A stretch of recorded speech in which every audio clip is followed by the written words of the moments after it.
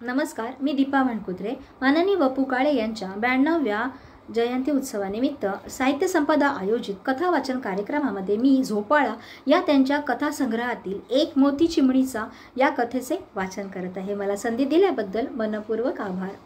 एका चिमणीला एक मोत्याचा दाणा सापडला. म्हणजे प्रथम तिला तो दाणाच वाटला. नीट चावता येईना तेव्हा ती मनाशी म्हणाली, हा काहीतरी वेगळाच प्रकार दिसतोय. हा चावता न येणारा प्रकार पुन्हा ड्रेसिंग टेबलवरती ठेवावा का असा विचार करत असताना सौ पटवर्धनबाई खोलीत आल्या. या चिमण्यानी हैदोस घातलाय असं म्हणत त्या अचानक आल्या. चला ग मेल्यांनो असं म्हणत त्या चिमणीच्या अंगावरती धावल्या. चोचीतल्या दाण्यासकट चिमणी कपड्यांच्या तारेवरती जाऊन बसली. पटवर्धनबाई पुन्हा किंचाळल्या, तू माझी धुतलेली साडी खराब करच, मग सांगते तुला काय ते. शिरीष आला की एअरगन काढून ठेव म्हणून बजावतेस त्याला. चिमणी म्हणाली, काय कृतज्ञ आहेस ग मावशे.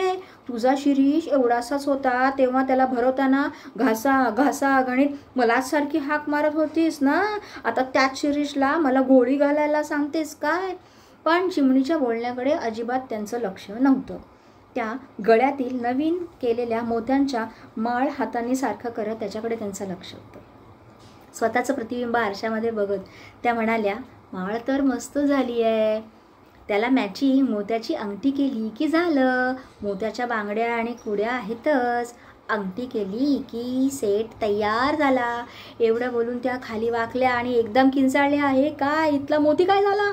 आपल्या चोचीत आपण पकडलेला साक्षात मोती आहे हे चिमणीला समजताच ती न हकलताच उडून गेली. तू आज आपल्या घरट्यात हे काय आणलं आहेस. पंख साफ करता करता चिमण्यानं विचारलं. त्याला मोती म्हणतात, चिमणी म्हणाली. त्याचा काय उपयोग. त्याचं मी माझ्यासाठी लॉकेट करणार आहे. कशाला. गळ्यात घालायला.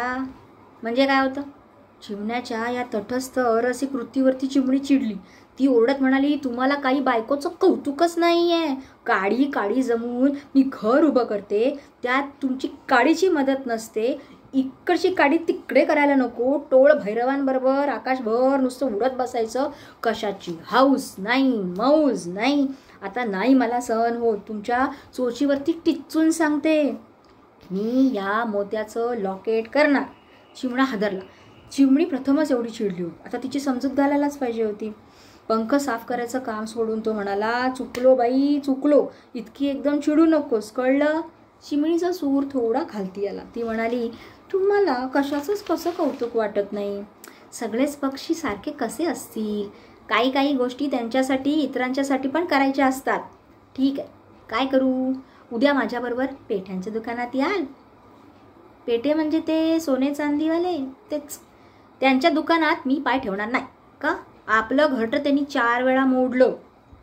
आपल्याला घरटं कोणीच बांधू देत नाही. एकट्या पेठ्यांवरती रागवायचं कशाला. आपलं काम झालं की लगेच निघायचं. असलं काम. त्यांच्याकडे लॉकेट टाकेल म्हणते. सकाळी मी उडून जायच्यात आठवण कर. चिमणी खुश झाली. दुसऱ्या दिवशी चिमणी मोती शोधू लागली. तुला मोती कुठेच सापडला नाही. हे काम नक्की कावळ्याचं. तिने तसं चिमण्याला बोलून पण दाखवलं. चिमणा तिला म्हणाला, हे बघ चिमणे, मुळातच हे काम आपल्यासारख्या पक्ष्यांचं नाही. पक्ष्यांना जे जमेल तेच करावं. चिमणीला ते कळत होतं. ती म्हणाली, मला लॉकेट नको, पण मला शंका आपली माझी ती पडताळून पाहायची आहे. कावळा घरात नसताना बघून या. मोती कावळ्याच्याच घरात होता. मोती परत मिळवून द्यायच्या बाबतीमध्ये कावळ्याला विनंती करण्यात काही अर्थ नव्हता. चिमणाही काही याच्यामध्ये जास्त काही करणार नव्हतं. शेवटी चिमणीने ही आघाडी आपणच स्वतःच्याच हिमतीवरती उघडायची ठरवली. ती प्रथम झाडाकडे गेली. झाड म्हणालं, मला आता नवे भाडे करू मुळीच नको आहेत. जुनेच जागा सोडत नाहीत. माझ्या डाव्या फांदीचा एक भाग कधी कोसळणार आहे, तरी पक्षी जागा सोडत नाहीत. चिमणी म्हणाली, मी जागेसाठी आले नाही. मला दुसरी मदत करशील का. तू तुझ्या फांद्या जोरात हलवशील म्हणजे काय होईल. कावळ्याचं घरटं पडेल. तुझा कावळ्यावरती राग का. त्यानं माझा मोती पळवला. तू मदत करत नाहीस तर दुसरं कोण करणार. झाड म्हणालं, माझी परिस्थिती बघ. सोसाट्याचा वारा आला तरी मी मुळापासून हादरतो. कसं सावरायचं स्वतःला. मला कुणाशी वैर नको. झाड आपलं ऐकत नाही म्हणून चिमणी नाईलाजाने परत गेली. आता त्याला ऐकायला लावेल असं कोण आहे. तेवढ्यात लाकूड तोडा येताना तिला दिसला. दादा, माझं एक काम करशील का. समोरचं झाड तोडशील का? कशासाठी?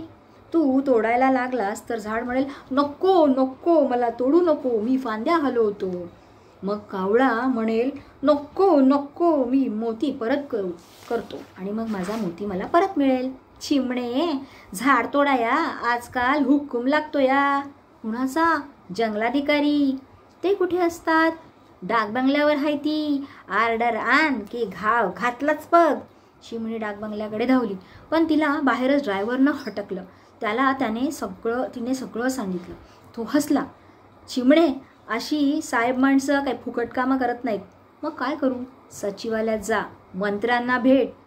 चिमणी थकून परत घरट्याकडे गेली. ती खूप दमली होती. तिला भूक लागली होती. मोती मिळवण्यासाठी काय काय करावं लागेल हे तिला कळत नव्हतं. एकूणच आपल्या शक्तीबाहेरचं काम आहे याचा तिला अंदाज यायला लागला होता. चिमणा म्हणाला, मी जेवलोय, तुझ्यासाठी 4-5 अळ्या काढून ठेवल्या आहेत, जा जेवून घे. ती आत गेली. जेवून चिमण्याजवळ ती येऊन बसली. सकाळपासून कुठे वणावणा उडत होतीस? ती गप्प होती. माझं ऐक, शहाणी असशील तर त्या मोत्याची आपल्याला गरज नाही. त्यानं संसार थांबलेला नाही. उगी सिगरीला पेटू नको. कावळ्यांचंच राज्य आहे. तुझी फिर्याद कोण ऐकणार? आणि अगदी त्याने सांगितल्याप्रमाणे चिमणी नुसती ह्याच्याकडून त्याच्याकडे, याने हे सांगितलं ह्याच्याकडे जा, त्याला भेट, त्याने हे सांगितलं याला भेट, अशी फिरत राहिली, उडत राहिली.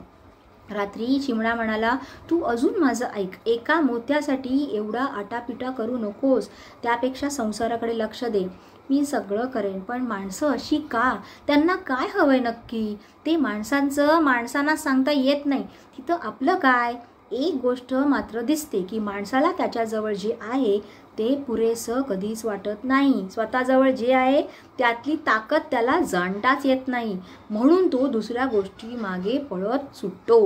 चिमणी चिमण्याकडे अगदी आदराने पाहत म्हणाली, मी चुकले. असं मनापासून वाटत असेल तर त्या मोत्याचा नाद सोडून दे. माणसं जशी एखाद्या क्षुल्लक सुखाच्या मागे पळत सुटतात तसं तू करू नकोस. चिमणी गप्पा बसली. चिमणा म्हणाला, हे एवढंच फक्त पटत नाहीये ना? चिमणी म्हणाली, मी आत्तापर्यंत एवढी धावपळ केली, आता हे काम अर्ध्यावरती सोडणं बरं वाटत नाही. चिमणा गप्पा बसला. एकाकडून दुसरीकडे असं करत चिमणी चित्रकाराकडे आली. त्याला सगळं सांगून ती म्हणाली, तुम्ही चित्र काढणार नसाल तर मी जंगलात जाईन, 25 चिमण्यांना आणीन आणि सगळी चित्र खराब करून टाकीन. नको नको, मी पोर्ट्रेट काढतो. आणि तिथून मग भराभर कामं व्हायला लागली.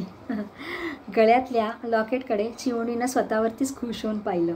आता फक्त पटवर्धनीन बाईप्रमाणे बांगड्या आणि कुड्या केलं की झालं. धन्यवाद.